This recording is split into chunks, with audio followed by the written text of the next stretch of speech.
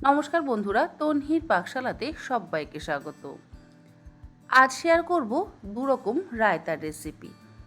প্রচণ্ড গরমে আমরা কিন্তু টক জাতীয় খাবার দাবার খেতে ভীষণই পছন্দ করি, আর টক জাতীয় খাবার খেলে লু লাগার সম্ভাবনা খুবই কম থাকে। দুপুরে বা রাতে খাবার পর শেষ পাতে আমের টক বা চাটনি না খেয়ে এইভাবে রায়তা বানিয়ে কিন্তু আপনারা অবশ্যই খেতে পারেন। কিভাবে বানাবেন দারুণ সুস্বাদু দুরকম রায়তা, তাহলে দেখে নেওয়া যাক আমার আজকের এই ভিডিওটিতে।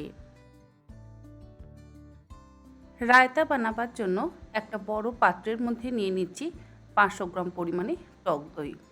এটা আমার ঘরে বানানো টক দই। আপনারা চাইলে দোকানের কেনা টক দই দিয়েও করতে পারেন, আবার চাইলে ঘরে বানানো টক দই দিয়েও অবশ্যই করতে পারেন। এর আগে আমি ঘরে কিভাবে টক দই বানাতে হয় সেই রেসিপি অলরেডি আপনাদের সঙ্গে শেয়ার করেছি। আপনাদের যদি আবারও টক দই বানাবার রেসিপি চাই তাহলে অবশ্যই কমেন্ট বক্সে কমেন্ট করে জানাবেন। আমি অবশ্যই আবারও একবার রেসিপিটা শেয়ার করব। টক দইটা একটা হ্যান্ড হুইস্কারের সাহায্যে খুব ভালো করে ফেটিয়ে নেব। আর দইটা যেহেতু বেশ ঘন আছে সেই জন্য এর মধ্যে কিন্তু একটু জলের ব্যবহার করে দইটাকে পাতলা করে নেব। এর মধ্যে দিয়ে দিচ্ছি স্বাদ অনুসারে লবণ, আর দেব 5 টেবিল চামচ পরিমাণে গুঁড়ো চিনি। দানা চিনির থেকে রায়তাতে চেষ্টা করবেন গুঁড়ো চিনিরই ব্যবহার করতে। গুঁড়ো চিনি ব্যবহার করলে দইয়ের সাথে খুব ভালোভাবে মিশে যায়। লবণ, গুঁড়ো চিনি আর জল দিয়ে খুব ভালো করে ফেটিয়ে নেব হ্যান্ড হুইস্কারের সাহায্যে। অপরদিকে একটা ফ্রাই প্যানের মধ্যে নিয়ে নিলাম কিছু মাখানা। মাখানা আপনারা যে কোনো ডিপার্টমেন্টাল স্টোরে বা আজকাল যে কোনো মুদির দোকানেও কিন্তু মাখানা কিনতে পারবেন। গ্যাসের ফ্লেমটাকে লোতে করে দিয়ে মাখানাটাকে মিনিট 3-4 সময় ধরে ড্রাই রোস্ট করে নেব, যাতে মাখানাটা একটু মুচমুচে হয়ে যায়।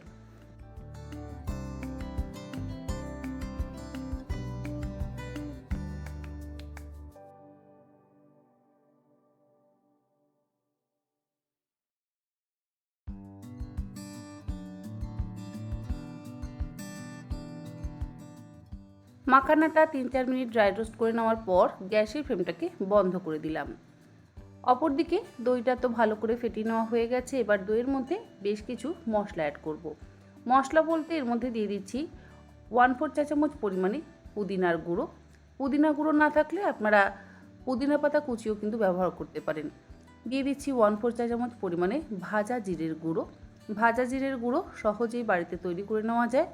1/4 চা চামচ পরিমাণে দিয়ে দিলাম লঙ্কার গুঁড়ো। আমি এখানে কাশ্মীরি লঙ্কার গুঁড়োর ব্যবহার করেছি। আর দিচ্ছি স্বাদ অনুসারে বিট লবণ। এই সমস্ত কিছু একসাথে আবারও ভালো করে মিশিয়ে নিচ্ছি।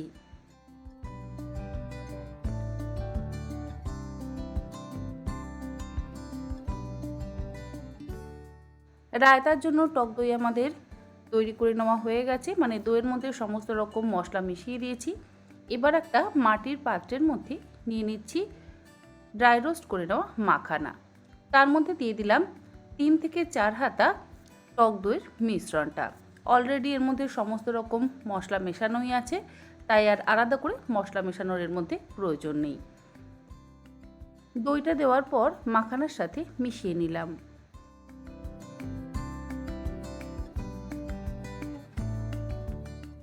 আরও একটু টক দই দিয়ে হাঁড়িটাকে ভর্তি করে নিচ্ছি।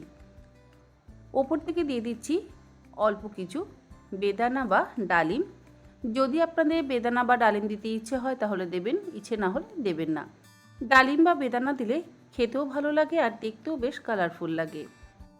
বেদানা দেওয়ার পর ওপর থেকে ছড়িয়ে দিচ্ছি সামান্য পরিমাণে একটু ধনেপাতা কুচি।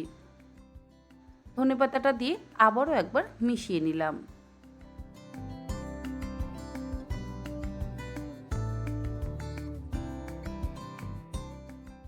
এরপরে এর উপরে রাখলাম একটা ছোট সাইজের বাটি। বাটির মধ্যে দিয়ে দিলাম একটা চারকোল। চারকোলটাকে ভালো করে গরম করে নিয়েছি। আর চারকোলের ওপরে দিয়ে দিচ্ছি 3-4টে লবঙ্গ। তারপরে অল্প একটু ঘি দিয়ে আমি এই হাঁড়ির ঢাকনাটাকে বন্ধ করে দেব। একটা স্মোকি ফ্লেভার কিন্তু তৈরি হবে এই মাখানা রায়তার মধ্যে। খেতে অসম্ভব ভালো লাগবে। যে কোনো দশকর্মা ভাণ্ডার থেকে আপনারা কিন্তু চারকোল কিনতে পারবেন, বা কয়লার দোকান থেকেও আপনারা চাইলে চারকোল কিনতে পারবেন। মিনিট 2 ঢাকা দিয়ে রেখে দিলেই তৈরি হয়ে যাবে স্মোকি ফ্লেভারের মাখানা রায়তা। এইভাবে একবার রায়তা বানিয়ে দেখবেন, খেতে কিন্তু অসম্ভব ভালো লাগে।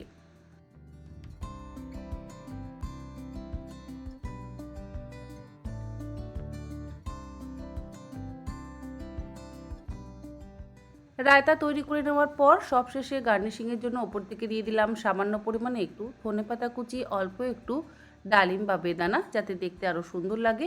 আর দিয়ে দিচ্ছি সব রকম গুঁড়ো মশলা। গুঁড়ো মশলা বলতে পুদিনা পাতার গুঁড়ো, তার সাথে ভাজা জিরের গুঁড়ো আর একটু লাল লঙ্কার গুঁড়ো। ঢাকা দিয়ে এটাকে এবার রেখে দেব। শুধু মুখে বা বিরিয়ানি, এছাড়া রুটি, পনিরের তরকারি বা চিকেনের কোনো প্রিপারেশান যদি বানান, তারপরে রায়তা খেতে কিন্তু অসম্ভব ভালো লাগে। এবার বানাচ্ছি গন্ধরাজ রায়তা। বাকি যে দইয়ের মিশ্রণটা ছিল সেটা একটা আলাদা বাটির মধ্যে নিয়ে নিলাম। এর মধ্যে দিয়ে দিচ্ছি একটা গন্ধরাজ লেবুর পাতা। পাতাটাকে কাঁচির সাহায্যে ছোট ছোট করে কুচিয়ে নিচ্ছি।